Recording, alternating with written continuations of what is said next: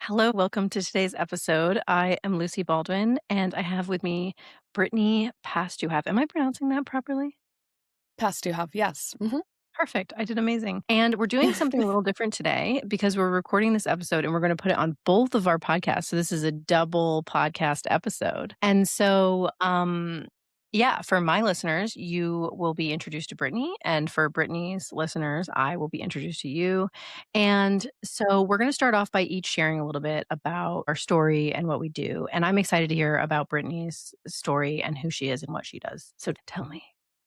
Okay, so hi everyone. I am a tarot and astrology reader, an astrologer since professionally since 2016, and I've been reading tarot since I was a teenager, but started reading cards for clients professionally later.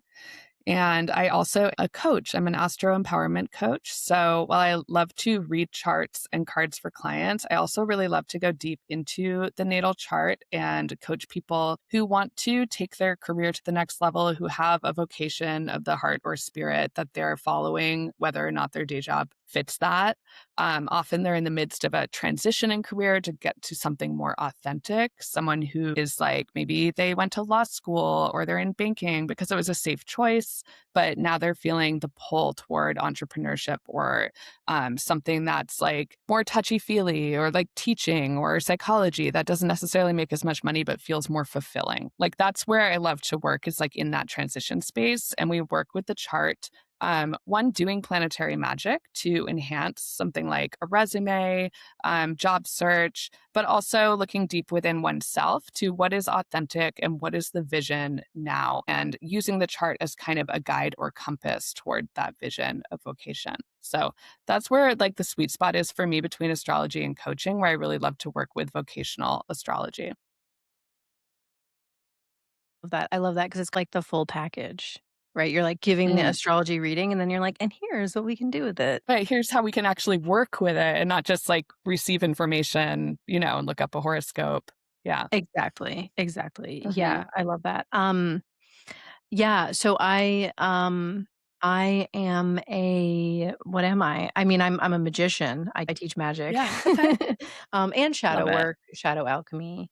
Um, and my latest obsession has actually been hypnosis. And I've done like training and stuff around hypnosis in the past, but I've been doing a deep dive, getting back into that lately, incorporating that more into what I'm offering because so much of the work that I do is about working with the unconscious and um interrupting those patterns and setting ourselves up to um have it be able to step into new realities, right? Like carry ourselves into new realities and um create kind of the lives that we want. Um by changing our identities, changing our beliefs, like updating the stories that we're telling about ourselves, both Mm. consciously and unconsciously. And so, that's really what my work is about. It's really like I'm just always nerding out on the spiritual transformational journey. And yeah, sometimes that's people in like trying to build a business. I have worked with Mhm. people in that realm, but a lot of it is people who are just like on their spiritual development path and they've a lot of people who were in kind of the like new age spirituality world and then got kind of stuck in realizing like, oh, this isn't addressing, it's not like holistic enough and wanting a more sort of holistic approach, which is part of why I love the planet so much because Mhm. um it is a holistic system, right? And Uh-huh. the shadow in a is so obviously I kind of treat shadow work separately from like planetary magic, but it's all so integrated and necessary. The shadow work is kind of naturally embedded in this planetary system because the planets each have their shadow side, right? And so we can look at it through the lens of the planets. Mhm. And yeah, that's what I'm about. That's what I'm doing. That's awesome. I love that. Yeah, I love how you talked about because I was interested in how like you talk about coaching on existential kink, which I have that book by Caroline. What is her last name? Carolina.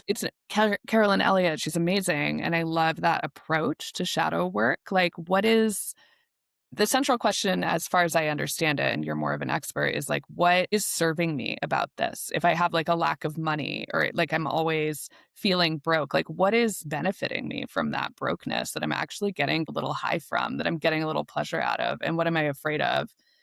The idea of wealth, right? And so she really unlocks this whole pattern of like, if there's a pattern in your life that you keep repeating, there could be something a little kinky about it. There could be something you're actually enjoying, even though you feel like it's unlucky or that it keeps happening to you in a bad way. Yeah, I think that's Yeah. so interesting and so fruitful in terms of transformation.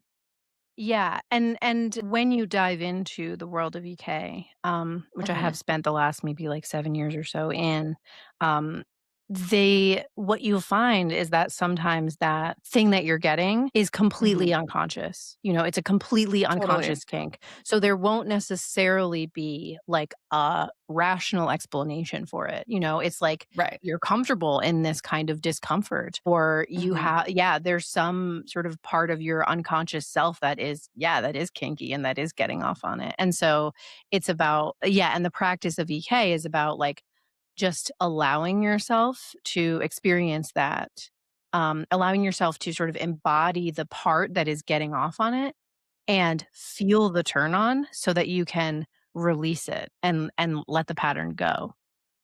Yeah, it's a really powerful practice. Yeah. How do you find, and I know that planetary magic and EK are separate modalities that you may work with in different at different times. How do you find that when a client is doing planetary magic and also doing some EK in other sessions, how those might correspond to each other or collaborate in some way? Have you ever noticed like some sync between them? I feel like to me, they're very different processes. Hmm. EK is very much like shadow work and it is magical. It does feel magical, but I see it as like a psychological, spiritual practice. You're kind of, I think of it as a solve where you're unraveling things, right? You're like loosening those kinky attachments. You're loosening the pattern. You're releasing the Hmm. pattern. Whereas the planetary magic, I think of as, I mean, it can be solve or coa. It can be both like loosening and bringing together. Um, but it's more like you're working with an archetype and it's a different way of communicating with the unconscious. It's more like directed. With EK, we're Mm-hmm. kind of opening and we're like allowing ourselves to feel what's present.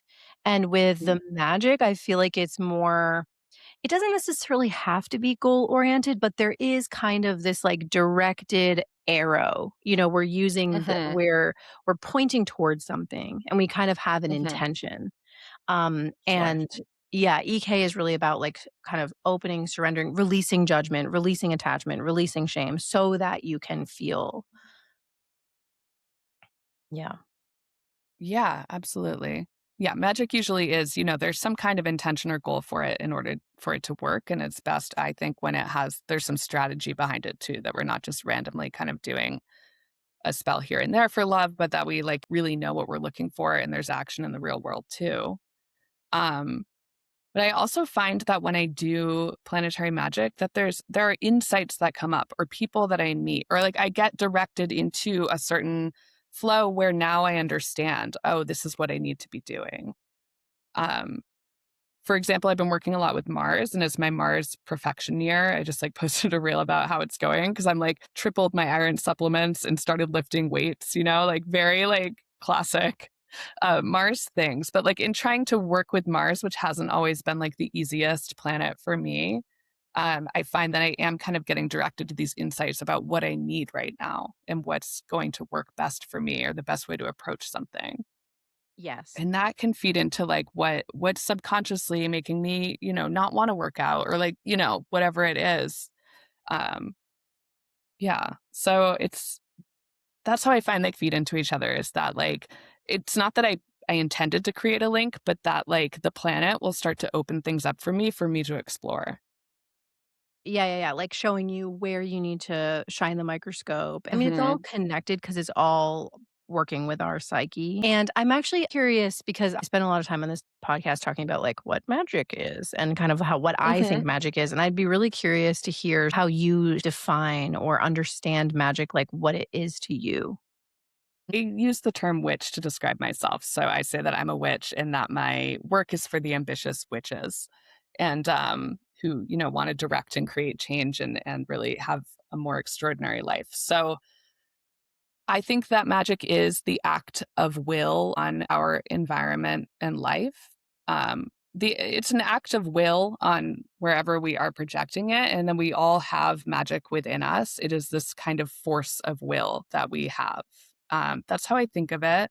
Not just us, but any spirit has agency and will as well. So we can sometimes partner with or ask, for example, planetary spirits to help us, and that can create a kind of teamwork that, magnifies our will in a way. But I think we're all very powerful with this force within us that actually can act on things and change things. Mm. I love that. I love that so much. Yeah, I feel like well, part of the reason I asked because I feel like I've been a little stuck in, um, how I've been defining magic because Mm, I over rationalize things, and I've been mm, noticing like, "Oh, Lucy, you have this need to, like, rationalize even magic." And I think that I yeah, can rationalize it quite well. And I'm just like, it "What if is. I just surrender to the truth of, like, how mysterious and actually magical magic Mm, is?" And so um, what you've just described, I think is really beautiful, and it kind of rhymes with something that I've been leaning into, because I was speaking with a friend recently who was talking she kept bringing up this idea of fate and all these, like, mhm, moments in her life, and she was pointing to the other people's stories and moments in their lives where it was this moment of, like, fate where where you mm, meet this person or this thing doesn't work out and this, like, really you feel that weight in that moment, and it's like this was, fate, so yeah, I've been thinking of of magic as maybe like what you're saying, like incorporating our will into our fate, like almost like mm. tinkering with our fate in a way. Right. And sometimes literally working with the thread of fate or yeah, like because I think the chart in a way is a kind of I don't think it's predetermined fate, but it is kind of a like a picture of fate in some ways that you can actually choose which level you're going to play on, right? Like which version of this story do you want to be told? I love that. Yeah. Yeah. Yeah. So, and some people say magic is science that hasn't been explained yet by science. So, I mean, there could be a rational explanation for why we are able to affect will in the world with our words and our magical materia. Yeah. I kind of teeter because I do feel like part of the human experience is to like surrender to the mystery, Mm, surrender to, and I feel like with science, it's like we think we can transcend that. And I think it is very confusing because when you actually break it down, like science doesn't really answer any of the big questions at all. You have to have that, like the philosophy asks the questions and even mhm. philosophy doesn't really answer them, and that is the foundation for all of science. And so science is sort of like this sandcastle that's just floating. It has no grounding, in Right. my opinion. Um, Yeah, I think it's interesting. Like, science is this curious process of understanding how it works, you know? It doesn't necessarily answer why it works or and often doesn't still hasn't answered how it works, right? But that's like what we're trying to instead, sometimes we just name things. So, yeah, magic gets at this other level of it for me where I feel more empowered to take my fate into my own hands and actually work my chart. yeah. I'm curious because you said that you work with people mostly like who are trying to kind of like start shift careers into something more soulful and aligned for them. And I'm curious Yeah. about like goal orientation, because I see a lot about I feel like, sometimes, like, really spiritual purist people I've noticed can be really, like, anti-goals, and then I do Mm. feel like kind of on the other end of the spectrum, there's people who are, like, super goal obsessed, and I'm curious, like, where you are on that spectrum and how you kind of, like, balance those in the work that you do. probably fall under the more goal obsessed end of the spectrum. I'm like currently I have this product called the Lunar Cycle planner that I use with all of my clients, and it's essentially setting goals and planning micro goals with the lunar cycles to break it down. Since I learned that I have ADHD late in life, I've also been revising that into a new mini course that's coming out. Where I'm just like adding more strategies that have worked for me as a neurodivergent person in terms of goal setting and flexibility and still making progress on things. But like for me, goals, like for a lot of my clients, the goals can be kind of traumatic like experiences because they like feel the sense of failure or it wasn't a goal that they cared about enough. And so we kind of reframe how we're working towards things and even use different language like this is your beacon and we're moving toward, this lighthouse on your path, like just so that people can make progress without feeling locked into what our overculture kind of thinks of as goal setting and success or failure. But I do think that it's important if you want to transform your life, as you say, and embody a new identity, to have goals on the way there to help you mark your path and have something to work toward. So I would say I'm a very goal oriented person, so that works for me. But I would also say that like I used to shame myself a lot if I didn't do what I wanted to do. And now I'm much more open and flexible about my strategies for things like creative writing, which is a passion and part of my work as well. And So much. yeah. And thank you for What's giving me your permission. I feel like yeah. I feel like I'm also a very goal-oriented person, but I get Yeah. very intense, and sometimes my spirituality, I can get very puritanical myself. So then I'm Mm. judging myself for being too goal-oriented, and I feel like I Oh. kind of, like, teeter between the like, I'm both. Some of my work is very goal-oriented, and I'm a very goal-oriented person, but then Mhm. also, it's like my number one life goal is to, like, move in, like, the true spiritually aligned kind of direction, and so I feel like I Mhm. get confused, and I feel I give myself a hard time for being, like, too goal-oriented. Mhm. Like, I should be more just, like, spiritual and not needing to have these, like, outcomes, but Yeah. to me, that's kind of what makes life fun, is to, like, reach for things and have a direction that we're Yeah. going. I agree, and I think, like, part of being a magician instead of someone who's in, like, an organized religion with a leader is having that agency, right, to direct the path, and so, like, the idea of just surrender, to me, it comes a lot from other philosophies, like Christian philosophy or Buddhist philosophy sometimes, that you're just surrendering to what is. It can be useful, um, but, yeah, I don't think they have to be in tension with each other. Like, I also teach, the Venus codes, which is a course that I have, and, like, it's all about relaxation and pleasure, which has been hard for me, like, to learn, you know? Like, that's the other side of it is, like, if you're an ambitious person who likes to work, it can be really hard to just receive or just relax, and I've actually found that work with Venus and planetary magic with Venus to actually be so fruitful for me, who has Venus in Virgo, who likes to work, you know? Like Yeah. so I it's love a that good so much. balance, you know? Yeah. Yeah. Yeah, I love what you said about, like, that's what makes it different from organized religion, like, that's what being a magician is. I really like that. Yeah. And did you say you have Venus in Virgo?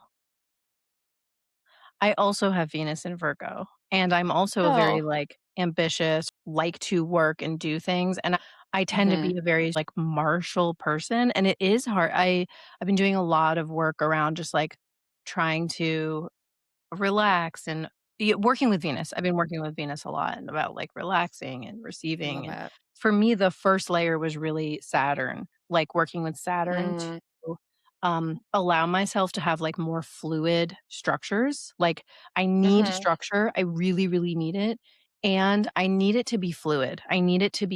it to, like, serve me and not just, like, restrict me, and so that's where Saturn, I feel like, is so important for me because it's like lead. It's, like, so dense, but it's soft. Mm. And so Mm. it can shift its form, like, the structure is always there, but it can shift and change to, like, suit the needs of the moment and, like, the truth of the moment, hold, like, the physical reality of a moment.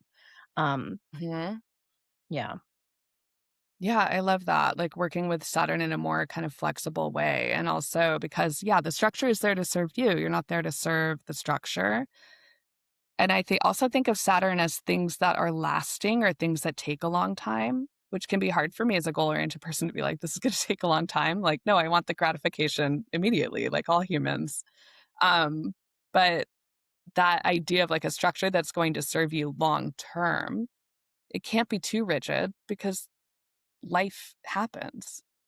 Yeah. And I think that's the biggest Yeah. lesson with Saturn is about just like facing the truth of reality. And so part of honoring reality is to have, yeah, fluidity within structure. But Mhm. also recognize that we need to be contained in order to be able to build things. Like we have to have the foundation to build. But I'm a very like impatient person and actually so I have a program on Saturn called Melt, which is like I really recommend it for anybody who like struggles with yeah, just like time and structure and all that stuff, but, Mm, um, I'm in like a Jupiter program process right now, nice. and kind of one of the mantras of it is like, "The slow, steady path is the fastest way." Mm, Just like right. allowing that to recognize that committing to that is actually Mhm, the fastest way to get where we really wanna go, and mhm, and kind of just, like, claiming that and accepting that, and that doesn't mean that magic won't happen and something might come that like, you're open to being struck by lightning, and it does just kind of mysteriously happen like that, but you have to start mhm, down the path, mhm. because if you're always trying to avoid and find shortcuts, you can just you just, like, end up in the wilderness, right? Right, that's so true. Yeah, or just spinning in circles, you know? Do you have like a favorite or easiest planet to work with or one that's been more of a struggle for you? So, I am very obsessed with Saturn. Uh, And yeah, like I do probably like my favorite course that I offer is on Saturn.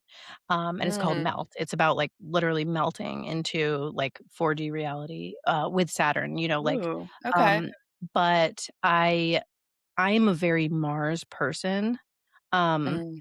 who struggles with like Venus. So I feel like Venus is where a lot of, like, medicine for me, and I've been working with Venus, like, more and more because I see how, like, that's the energy that 'cause I'm a little bit I would say, like, I would diagnose myself as being slightly out of balance, like, leaning more towards Mars, and I wanna be more centered between that Mm, polarity within that polarity. So, like, Mars comes really naturally to me, but I don't really work with Mars very much because I'm like, "I've got mhm. that."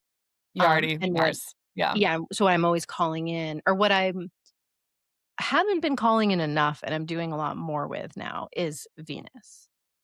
Mm. Yeah. What about you? I love Yeah, we're a little bit opposite that way. I respect Saturn, but it's been a long journey with Saturn to really feel that sense of structure and time. Like I feel like I've fought a lot against structure and time and discipline in my Mhm. life. Though it may not have seemed that way to other people, like internally. I think that, I don't do a lot of work with Mercury, but I am also always working with Mercury as an astrologer and a writer, you know? It's like that's the one I think that comes the most naturally to me that I do not think about as much, and then other planets, I'm, like, more conscious of doing planetary magic with them.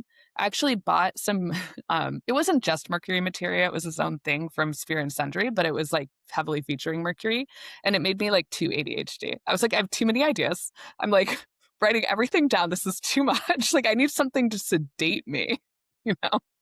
Yeah. So, yeah, too much Mercury is, like, overload for me because I already have that essence, like, it comes very naturally to me, or at least I've worked with it a lot in my life. Yeah. Yeah. Yeah, That's funny. I Mercury is kind of always there because I feel like Mercury is so central in our culture and society and that's true magic. too. Mercury is a magician. Mhm. Um Absolutely. Yeah, and it's funny Yeah. too what you said about Saturn because I think the reason why I'm so obsessed with Saturn, I always say, is because I need it more than anybody. Like, Mm. I need Saturn the most, and that's why I'm obsessed with it because I'm like, "This is the thing that I'm always struggling with." Yeah.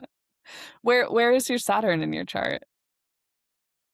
So I have Saturn in Capricorn in my Okay, 11th house, but it's got it. conjunct with, Okay. like, Uranus and Neptune maybe. Yeah, okay. So, yeah, but also, like, to one of your jobs is to bring Saturn to to your collective, you know? That Saturn and a new take on Saturn. I need your course because, yeah, still working with Saturn. Um, yeah. I like to think of Saturn like, lately, I've found more openness for me and thinking of Saturn as crone energy, like grandmother wise grandmother energy, and that kind of unlocked something for me where I was like, "Oh, I've been thinking of this, like, restrictive, masculine, kind of patriarchal structure, but really, this could be wise grandmother energy that says, 'Slow down, take it one step at a time.'" Yes, Yeah. 100%. I had a Saturn course that I made years ago, and then I just remade a new one, and the first one was a very masculinized Saturn, and the second version of the course was much more of the grandmother version. Like, I really like, between creating those courses, I really, like, leaned much deeper into the, like, Saturn as the womb of reality, Saturn as, like, black, empty space. And Mm. that yes, the grandmother, exactly, exactly.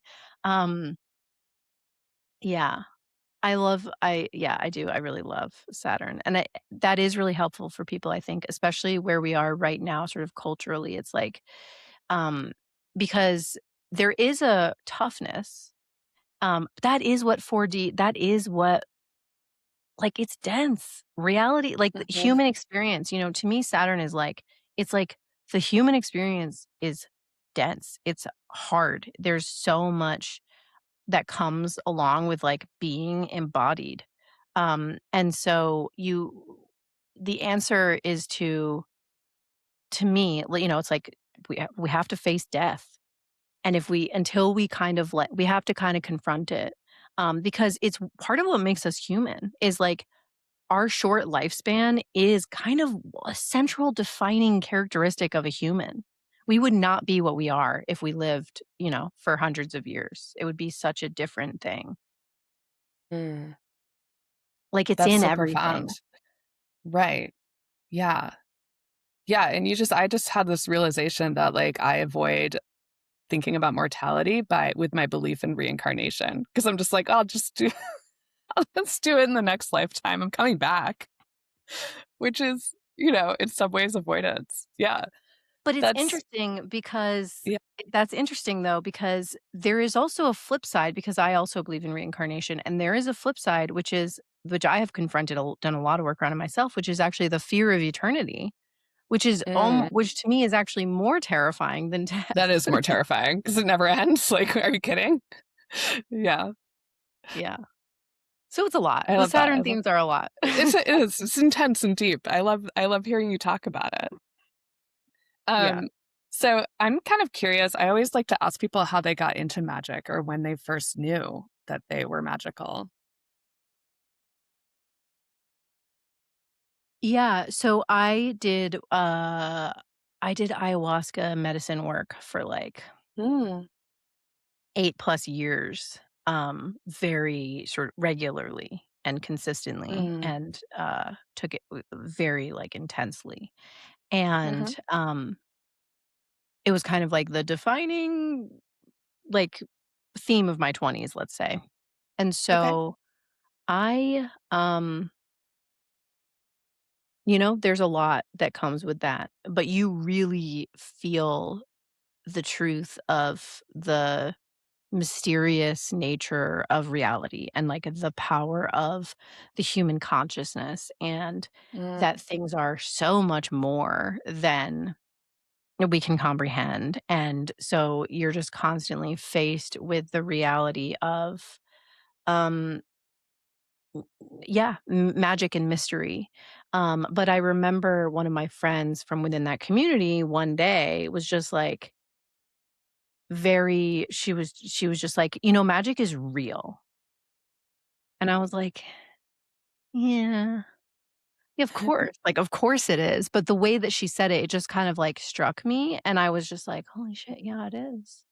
And then I kind of, like, dove down the rabbit hole of learning about magic and spent a lot of time learning from Carolyn Elliott, who wrote Existential Kink and, working Yes. for her and learning and she had me, like, reading all these books and studying all this, like, old magic and different things and had to do Mm, all these, like, practices.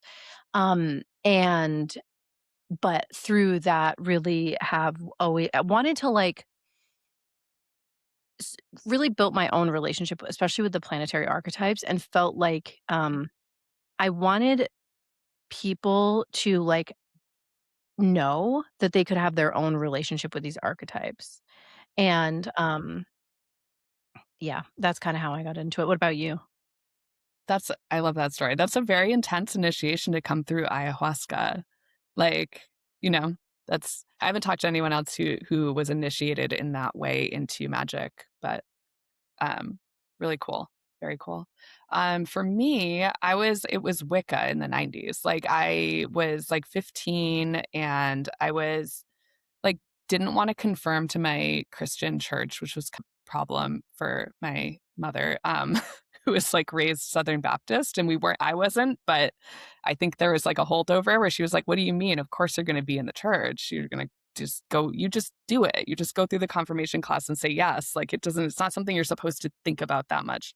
Um, so I went on this whole, like, spiritual search for, like, my religion at, like, 15, and I found a book on Wicca by Scott Cunningham. It was, like, the book, The Solitary Practitioner, and this was before no we didn't really have information on the internet, like, I had to go to a Borders, like, outside of my rural town in Maine and, like, find this book, and so I, like, self-initiated, and then since then, I've just been on this path of witchcraft. I've been in a traditional coven and been initiated there, and now I'm solo again, because I moved and, like, on this whole parenting journey as a pagan witch. But that's been my journey was, like, I always knew that I, was spiritual in a different way than I was raised, and so it just took me a little bit to find that. And it also, like, I watched Practical Magic with my best friend around the same time and was like, "This movie is meaningful to me on a level that I cannot explain, but, like, that feels right." Yeah, that's so Yeah. cool. I've actually never studied or really learned anything about Wiccan magic, which is funny to me because 'cause I've Mm. been like, it was so much there was so much around, like, Egyptian and, Eastern Mhm. philosophy. I studied Eastern philosophy in college Yeah. and even in high school, and, like, I studied, like, Western magic, like Hermeticism and obviously astrology, Mhm. but never learned about Wiccan magic, like, know almost nothing Yeah. about it. It's I mean, it's like, Gerald Gardner in England in, like, the '50s was saying that he'd been initiated by someone in a traditional coven, and, like, it hasn't really been proven. Like, it's sort of like it was essentially like a new religion that was invented but it certainly it borrows a lot from those old ways, things you've learned from Hermeticism, things you've learned from other things, and then became its own kind of version. So people have a lot of different ways of relating to it. Like, I don't really consider myself Wiccan as much now, but that was the framework that I found that seemed to fit and work for me. Now I would say that my practices tend more toward like traditional witchcraft of paying attention to the land where I am and the seasons of that land and the spirits of that land. Um, and that's how it's kind of evolved, but in the '90s, that's what I had access to, and so that felt like the best fit for me, you know? That's so funny. Yeah, because, like, with ayahuasca, it's so much about the land and the spirits in the land and the ancestors. And then, in like the Western, Hermeticism and like Golden Dawn and all of that. And even Egyptian Mhm. magic, there's a lot around like orienting towards the directions and the associations with the different directions and the elements. And so Right. it all kind of is like the same, A but lot of it will intersect, yeah. yeah, yeah, Mhm. but I've never considered myself a witch. Like, I've Mhm. never identified with that word. Like, I use the word magician sort of like, I don't know if this is even the word, but, um, Yeah, no, totally. yeah, I definitely like, I've never done anything with, like, herbs or, like, Mm. I'm not like a Mhm. kitchen witch type magician. Like, I don't I mean, I drink teas and things like that, but, like, Yeah, that is, like, so outside my realm of knowledge. Yeah, I wouldn't call myself a kitchen witch either because the kitchen witches are amazing at what they do, culinary arts, but I would say that since becoming a mom, it's been more of a central focus, putting magic in the food or making like a potion tea spell or something. I think where I tend to thrive most is in seer work and psychic work and like psychic, like almost mental magic or dream work. That's like where and also like the planetary, of course, being an astrologer, the planetary magic. Um, yeah, but, like, one way to get into herbalism for people who are interested is through the planets and, like, identifying which plants sort of align with that particular planet and, like, bringing more rose in for Venus or, more, like, plants associated with Mars tend to be kind of, like, bitter or, like, very, sort of, like, aggressive in their actions, but they can be very healing. I recently learned, like, that, like, the pine tree is one of the trees that can be associated with Mars, and I've been working a lot with pine. So, like, sometimes that can be an entryway in too, where it can become part of the basis for a planetary spell or something like Yeah. that. Mhm. Yeah. Yeah, I used to do more with, like, like, cayenne pepper and, like, different like, honey and working with different things. Um, I feel like I could get more into that. I have started to, like, I've been moving more in the direction of, like, because yeah, I'm so in the mental space and, I have Mhm. a degree in cognitive science, and I'm just, like, Okay. so always been so obsessed with, like, language and the human mind and, like, philosophy, Yeah. and, I get these headaches. Mm. And I was actually, like, having one of these headaches recently, and I was like I literally just I f okay, this is such a random, like, side tangent, but I was Mhm. thinking about headaches and how annoying they are because, like, I feel like I'm always, like, in my head, and I was like, Mhm. "What if I just, like, move down into my body?" And it was so Yeah. interesting because I do a lot of work to move into my body, like, when I'm doing practices and Mhm. stuff, but my default is to feel like I am in my head, like, my consciousness is here. And so I literally, like, moved my consciousness down into my body, and Mm. it was like I was in my living room and with my family, and I was like, "I need to go in my office and just, like, do this for a little while." And it was crazy Mhm. because it did, like, I could feel how the headache it softened the headache, like, it really Mm. almost completely went away at times. And so this is my new practice of, like, getting out of my head and, like, Mhm. holding my consciousness, like, it's almost like a muscle, like, holding it down Mhm. here, um, and but I've also been in this place of, like, wanting to work with my hands more because 'cause I've been so much Mm. online, like, I've always been I always have, like, little hobbies where I'm, like, doing cross stitch or doing whatever, but I wanna Yeah. incorporate that more into my magic, like, doing things Mhm. with my hands, like, creating things, and, yeah, so this conversation is inspiring me. 'Cause Yeah, that 4D reality. exactly. Um, yeah, and all the plants also have, like, spirits, so when I work with rosemary, I'll, let's say and if it's a dried rosemary, I'll wake it up, I'll say, your rosemary," like, "Remember," because 'cause you're essentially working with, like, the corpse of rosemary, right? So, like, you have to, like, wake it up a little bit and then say, "This is what I want you to do for me, please." And I found that to be very effective in my magic to work with the spirit of the plant, or even if you're more of a mental person to, like, journey to that plant or, like, try to communicate with that plant. But, like, there is something about touching things in the 4D, especially in this kind of virtual world that we're finding that we need to take a break from it and just be part of the world and remember that, like, these sensory experiences are not optional. Yeah. Yeah. Wow, so much there. I love what you said about that you're, waking up the plant. I feel like Yeah. that you've just blown the minds of so many people listening to this. Certainly If it's mine. dried, if it's fresh, you probably it's awake, but, like, yeah, if it's Yeah. dried, I've found that and I don't remember where I learned that, it was from someone else, but it has been very effective. Yeah, that's so fascinating. Mhm. Yeah, you're right, and yeah, the whole, like, experience of being a human is so intense, and we have all of these allies here, these Mhm. plant allies and, um, yeah, that can help soothe our experience and take us into different sort of Mhm. realities and realms, and so, yeah, there's so much to explore. It's such a fascinating world that we Yeah. live in.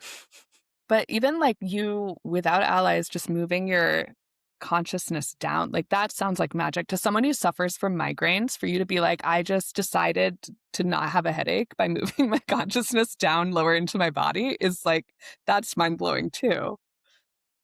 Yeah, but it's not, it's like as someone who's been doing somatic work for like Mm. years, Yeah. it's like it's a Mhm. skill that I have built to be able to do that. I Right. remember the first time somebody took me through a process like that and it just totally blew my mind. But yeah, using it in this way Mhm. of like, oh, if I just maybe this headache won't be so impact because it can be just like so all Right. consuming. And it's like, well, Sure. if my consciousness is down here, then yeah. Anyways, it is cool. It is cool what we can do with It is ourselves. magic, you know? It seems like when you've been practicing a modality for so long that it becomes more natural, or, like, there's a lot of skills that you built that went into that one moment, right? Like, that got you there.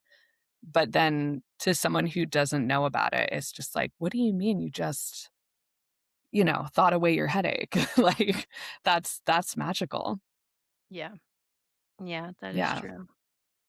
That is And our true. mind has so many effects on the body. Um Do you have, like, otherwise, like, a favorite story about a result from planetary magic that kind of blew your mind or was just, like, so on point with what you had chosen? Or perhaps, like, a mistake of, like, something that, didn't go the way you thought it would? I feel like the thing in my life, that I feel was the most sort of synchronistic, magical, big result that I've had was buying my house. Um, Mm, because yes. I as somebody who works for myself, just, like, being even in a position to be able to get a mortgage Yeah. was, um seemed, like, insurmountable. Um, Mhm. Sole breadwinner in my family. Um, Okay. so just, like, me being able to buy I live in Connecticut, Mm, so I did Jupiter magic and, um, I kind of, like, was so I'm not gonna say I did I wanted to buy a house for a long time, and it just felt like this kind of mhm. impossible goal. So it's not Right. like it wasn't like so when people tell these stories, it's really easy to kind of, like, be like, "And then it just happened all of a sudden," and it is how it felt, but there was Right. a lot of, like, there is a whole iceberg there, right? It kind of like what we just talked about, where it's like, Mhm. there's all of these unknown kind of, like, things that are coming in this moment and creating the facilitating this thing happening. Um, Mhm.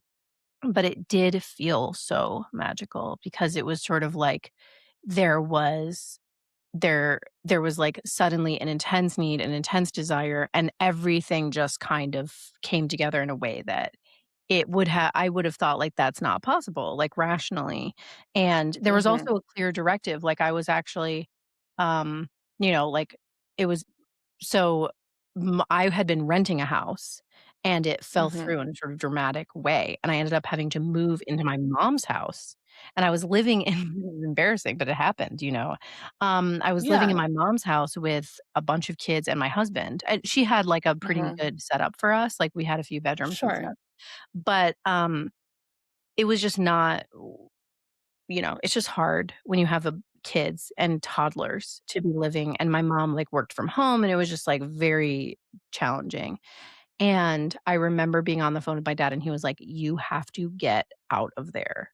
Um, my parents are long divorced, but he actually was saying about my husband, 'cause my husband was really struggling in this scenario, Right. and This he is was gonna like, be for your marriage "Yeah, important for your you have family. to Yeah. get him out of there," Mhm. and I I, like, had a contract to buy a house within a month of him saying like, there was just this, like, zing, like, "Yes, I do, and now I'm gonna go do Yeah. it." And I had done a lot of Jupiter magic, like, right before that, and Yeah. actually gone to Croatia. There's a Jupiter temple in Croatia, in Mm. Split, Croatia, Oh, that I we love visited, that. and we went there and we did a ritual around, like, getting our house, and then, Yes. it was at the time so this was 3 years ago when the housing market was insane. It was, like, it was Mhm. at the end of COVID, and when we came to the house that I now own, there was a line down the driveway and into the road. It was an open house. And I was just Mhm. like, "How the fuck are we ever gonna buy a house in this housing environment?" And it was, like, kind of at the bottom of the market in terms of, like, price, is like Sure. So a lot of um, people interested because it's fine, like, they can afford it and yeah, yeah. yeah, and I specifically chose one that was, like, uh yeah, at the bottom so that I could Mhm. because, we had to overbid to get the house, Sure. because There's that people were having, market. like, We bidding did wars too. and yeah, houses were going Yeah. for more than they were yeah, and there was this whole drama around, Yeah. like, "Is it gonna get up?" It was so stressful, but we So fucking did it, dramatic. and it was Yay! just wild, and looking back now, I'm just like, "Wow, that Yeah. was so fucking magical." So that's Thank my you, big Jupiter. that's kind of my big, like, Jupiter magic win, I and love now that. yeah, yeah. I love people's house buying magic stories because it does feel so magical and it's so important, like, where you live, your home. Like, I also worked with Jupiter to get our house during a crazy market 5 years ago. And, you confuse real estate agents because like, no one made an offer on it, that they had to take the price down, so then our real estate agent told us about it, and that's, like, how we, like, started to get it, but the syncs with Jupiter and Hecate was involved, she would like to be mentioned. I keep hearing in this podcast, I work with Hecate a lot. Hecate was also central, but, like, the planetary part, I worked a lot with Jupiter, and it was like there was a the week before we got the house, like, there was a bull that kept coming into the yard of the place we were staying to eat the apples. It kept getting out of, like, the farm next door. They had to keep coming to get it. And then when we walked into the house, there was, like, a painting of a bull right there. And when you tell these stories, people are like, "And?" Like, it only makes sense if you're, like, in the synchronicity at the moment, but it was, like, an extremely magical time of alignment, so I get what you're saying. It's like, "How are we gonna get this?" There's a line down the block. People are making cash offers, overbidding, like, it's insane, but magic can really help in those situations where it gives you an advantage that you didn't have, like, wealth-wise, right? Or, like, in a otherwise, like, in a market sense, and I find that with, like, jobs too, with people I've worked with getting jobs, that they didn't necessarily think they could get, or didn't dare to hope for before. Yeah, it's like to me, it's like there's always a path and Yeah. doing the magic kinda helps you, like, find that just right path that gets to the thing. It's like Mhm. it's not fantasy magic, like, it has to be physically possible within the real world, but it's like Mhm. you can find the one path that's gonna get you to the destination where everything is gonna kind of fall Right. into place. Um, Mhm. yeah. I'm curious what if you have a similar if you what's your version of, like, super, super magical, like, thing that you like to share? Story. Um, like, the house buying one was a big one for us. I also have been working a lot with the sun. I have the sun, like, in Libra, so not in, like, a great position for the sun to be in. It's also, like, at the bottom of my chart, so, like, not the sunshiniest. I'm very lunar chart. Um So I've worked with the sun a lot for visibility, for success, for getting comfortable with visibility and success and, like, to some degree, like, entrepreneurship and money stuff. And, one thing that I found that was interesting was, like, I started wearing this talisman of soul, which this one came from Tony Mack and Sphere and Sundry, and immediately started getting really irritated with the part-time job that I had at the time. Like, really mad, this is not using my skills in the best way. It's wasting my time. This isn't like how I thought it would go. Like, why am I even? This is just, it's not, I would be making more money not working here, right? In my own business. And so that got me like, that kind of drove me to leave, like, obviously give notice and everything, but like to go and just focus and believe in my own business at a time when I was feeling some self-doubt and some stress around it. So like that the way that magic works on you, like kind of emotionally and mentally sometimes in ways that you didn't expect. Because I think sun, happiness, light, sunshine, right? But at first it was just making me really irritable, like with a situation in which I, felt like disempowered. And so that wasn't really good enough for soul. Um, yeah, and so I find it works that way too, where like, just like you had to be in your mom's house before you found your own house, which is not abnormal.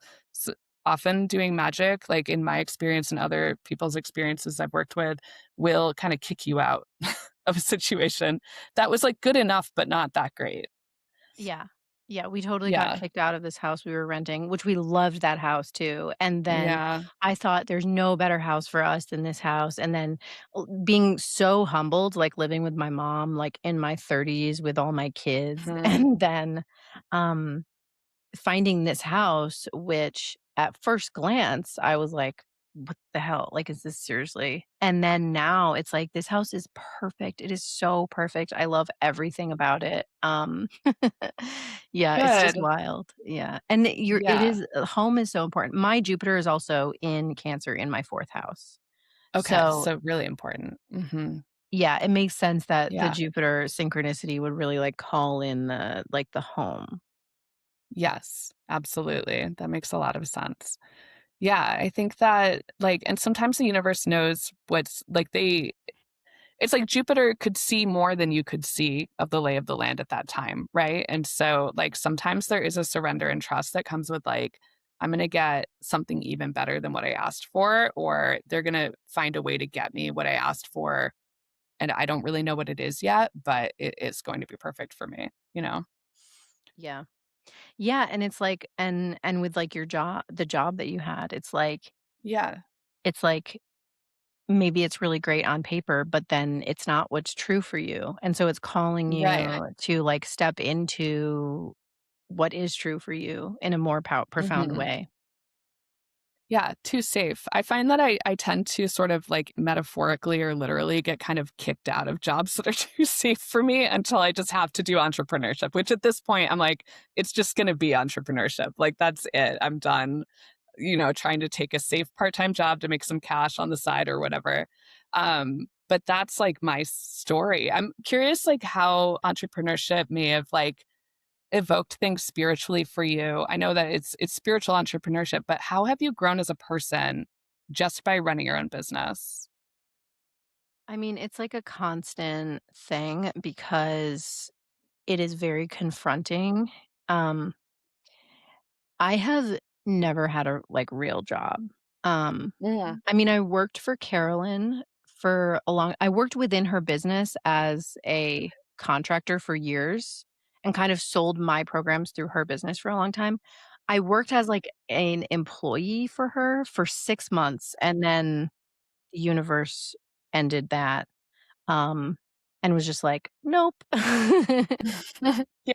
Oh, and that was not true for any that was a beautiful, like, ending and opening, and I think that, you know, on my bad days, I'm like, "I should just get a fucking job." That would be so Right. easy. It would be so easy to have a job and just know you're gonna get Yeah. but then Yeah. my husband is always like, "Dude, you would hate it. You would hate it." And I think, yeah, on a bad day, it's like the grass is greener. Um, Totally. but it forces me to I don't, like, super struggle with visibility because I have a Leo stellium.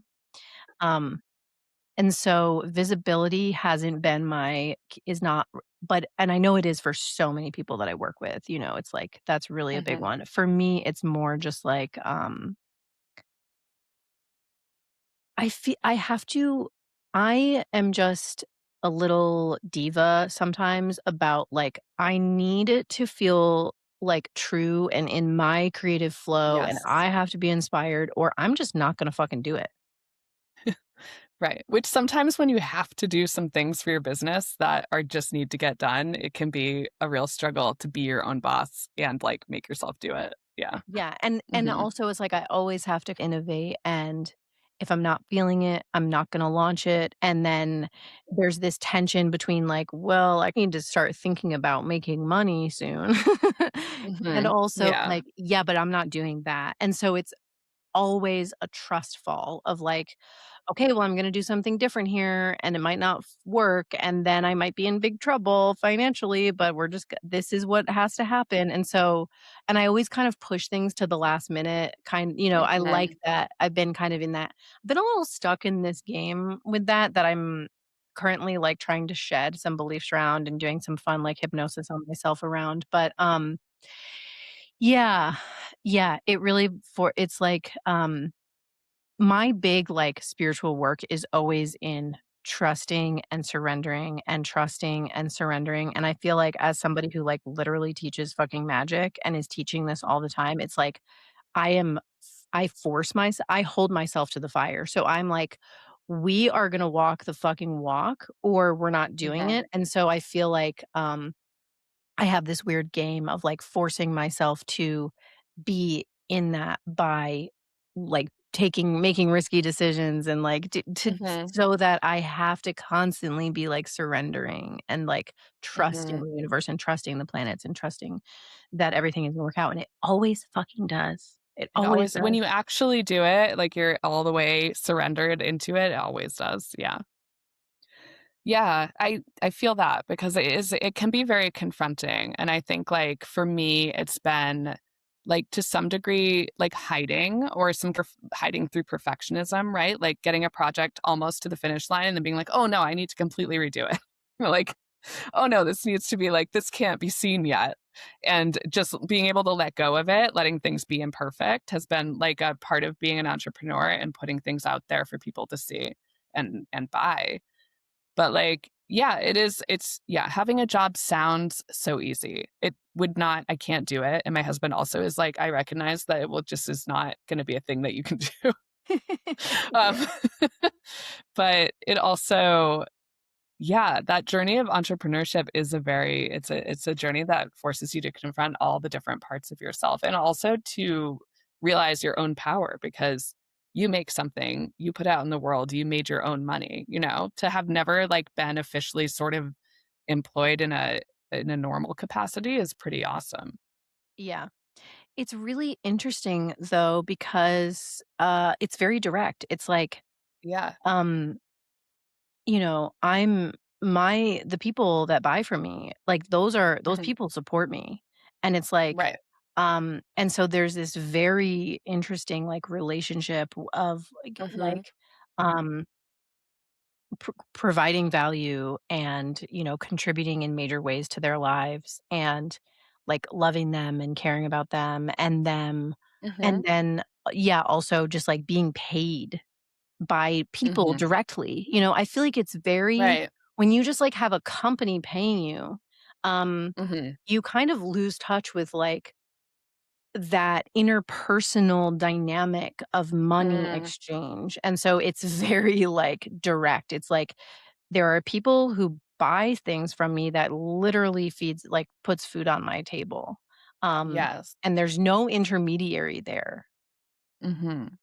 Yeah, it's very alive that way, especially with one-on-one services like coaching or like I give readings. And so every time someone buys, I'm like, oh, I get to see that person again. Or like, you know, or my coaching clients, like that's a very important and very special relationship to someone to be able to coach them through something and to be trusted with that mentorship. And so like it's so much more than just like getting paid. It's like this energy exchange and the idea that people actually want to spend time with you and get the learning that you're offering and receive the spiritual gifts that you have is so special. And then I mean, every time I read a chart, I learn something. So it's like, thank you for letting me. Thank you for letting me read for you. Yeah. Yeah. Totally. Totally. Magic is so cool. It is so cool. It's always fun to talk with other people who get it, you know, because this is a whole world Yeah. separate from the overworld, you know, that most people are used to. So Yeah.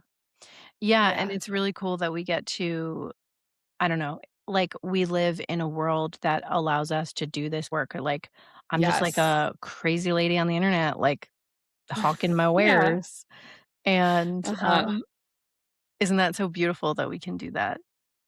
It's so amazing that we can reach so many people just, like, through phones or internet. I mean, I my grandmother loved going to psychics, and so she took me, you know, when I was, like, considered old enough, like, to get a tarot reading, and this lady read my cards when I was, like, 19, and everything she said was absolutely accurate, completely on point. I accepted none of it because I didn't know myself at all. at the time. She's like, your current boyfriend, not the one for you. Like, your current major, like, not the one for you. And I was just like, whatever, lady. Um, but absolutely on point now that like I've lived that story, I can see. And, like she's probably maybe she had like an ad in the classifieds, or maybe it was just like word of mouth, So the idea that like we can reach so many people as spiritual entrepreneurs now is a game changer. Yeah.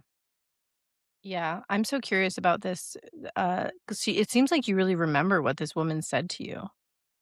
I remember a couple of things. Like the boyfriend thing really upset me at the time. And then that I was in the wrong major, I was like, "No way." But I What was really your didn't know major at myself the at time? 19. I did I did finish that major in anthropology, but I also ended up double majoring in English because writing was my true love, and so, like, that was she was more on point with that. She's like, "I see you telling stories. I don't really see you being, like, an anthropologist. I don't really know where that comes from." I think with anthropology, what I was actually looking for was magic, I would take a course in, like, ancient civilizations, and then it would always disappoint me because we would never really get to the magic part of it, which is actually what I got more through witchcraft and, like, coven work and seeing the more esoteric side of things like, Egyptian magic. But, like, that I think that's what I was looking for in college that I could not find, but I was had this feeling, like, so close, you know? Yeah. Yeah. I mean, Yeah. I did a lot with anthropology, and I have a minor in anthropology Mhm. because it's a big part of cognitive science. It's like looking at culture and humans and everything. Sure. I was when I was in college, I was a little bit older, so I was like deep in my I was deep in the like ayahuasca world. And Mm. we did one of the like classes. This is such, I mean, there were a lot of classes like, in like studying all the different religions was so cool. But one of the classes that I took was we did like a deep dive into fire walking, like Mhm. cultures that do like fire walks. And Mhm. yeah, I don't know. Anyways, I feel like you were onto something with that, like understanding like Totally. culture and like the human experience and like Yeah. Yeah, I don't regret it. I think she was just more like, "That's your career is gonna be different than that," or yeah. she just whatever she was seeing in the cards, she was like, "That doesn't really match." Um, but yeah, I think it's interesting how a psychic reading can be totally on point and still not resonate with the person because it hasn't happened yet or they aren't as aware of themselves, especially with younger people, I find that. Yeah. I'm curious, Yeah. like, if you have a favorite tarot deck that you work with. Ooh.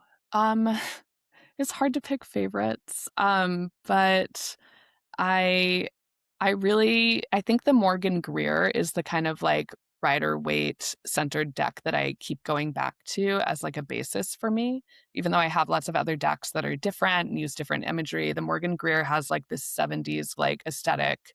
A lot of, like, the royalty is very royal, very purple, and, I find that imagery really speaks to me in terms of archetypal tarot. Yeah. Do Interesting. you have a favorite deck? Do you work with Yes. tarot decks? So I work with the Thoth deck, and I've Okay. had the same Yes, deck that for makes like sense. 20 years, and Yeah. I've bought like the Rider-Waite and the Marseille and other Mhm. decks, and Yeah. I think I'm just it's like ingrained in my brain that I've really Yeah. struggled to like work with other decks. Well, it's different. I mean, it's not Rider-Waite based, and so the Thoth is its own thing. It's Yeah. really its own thing. I remember, like, the first time I ever worked with it, I had, like, full body goosebumps. I was like, "Holy shit, this is fu" I think that was also one of the things that made me really believe in magic was the Thoth deck because I was like, "This Yeah. shit is for fucking real." Like, it just sometimes it just Mhm. signal like, it, like, shows off. It's just like, "What, you don't believe? Like, watch this, bitch." You know what I Here's mean? this answer. Yeah, they can be so sassy. Yeah, yeah. Totally. So I'm really like attached to that deck, but I want to explore other decks. And I feel like there's a lot of really cool Mm. artists making decks now that I'm like, I want a modern like deck that's like an Yeah. artist created. Like I want to support artists in their decks. And I'm also just like, Mhm. I am so attached to my deck. Anyway. Yeah.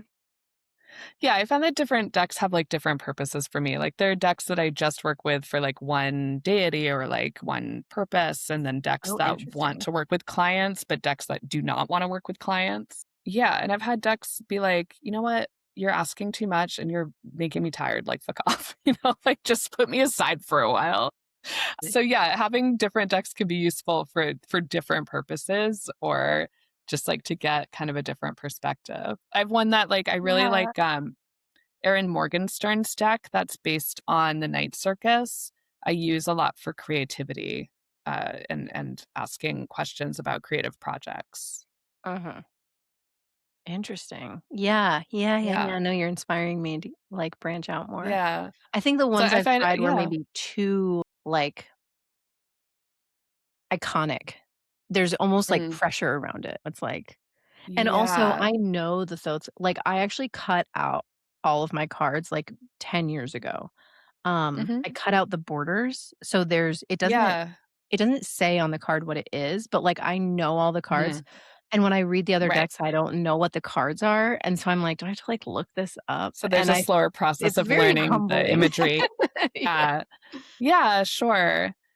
I've Yeah. also, been had the pleasure of taking a course with Matt Oren, who wrote Psychic Witch and Psychic Tarot, and learning psychic ways of reading the tarot where you don't necessarily need to know what the book meaning is of the card, although it's good to learn that basis for the Rider Waite themed decks, but that you're looking at the imagery and getting the sense from the card of what that means in this particular context for this reading. And that's usually how I read but I agree. When you get a new deck, there's a bit of a learning curve of like what the imagery of this deck is saying to you, or like what. Sometimes it's like the wands are branches and the pentacles are rocks, and so you have to like learn all that stuff. Well, I'm feeling inspired, and I'm feeling excited about magic, and I've really enjoyed Yeah, talking and, I enjoyed getting to know talking to you you. too. Thank you so much. Yeah, Yeah, thank you, this is really Brittany. thank And you. how can people find you, and how can people find Yes. me? Yes. So people can find me at brittanypastuhov.com. We can put it in the show notes. I also have a podcast called Third House Podcast that this will be on. And I'm on Instagram at brittany.pastuhov. So you can find me in all of those places and look me up. And how can people find you? Yeah, so my website is lucybaldwin.me, um, Okay. and I also am on Instagram at lucy.baldwin.author. Um, yeah. I speaking of Awesome. things that we don't do, I have an unpublished book that I've been sitting on for, like, years. I wrote it years ago, and I'm determined Uh, to publish it yeah, this year. Yeah. I hope you do. Thanks. Yeah. Wish me luck. Sometimes you have to find the right time, for the magic to enter the world. Yeah. Yeah, it hasn't been time. It just Yeah. hasn't been time yet, but it is time now, so Hmm. I'm forcing the issue, actually. I'm just forcing the issue. I'm making it Good. time. Use That's what I use can that do. agency. Yeah, Weave that's that what I'm fate. gonna do as a Yes. magician. Right. Alright, Yeah. we'll talk to Well, you lovely to again, speak with hopefully. you. Thank you so much. Thank you.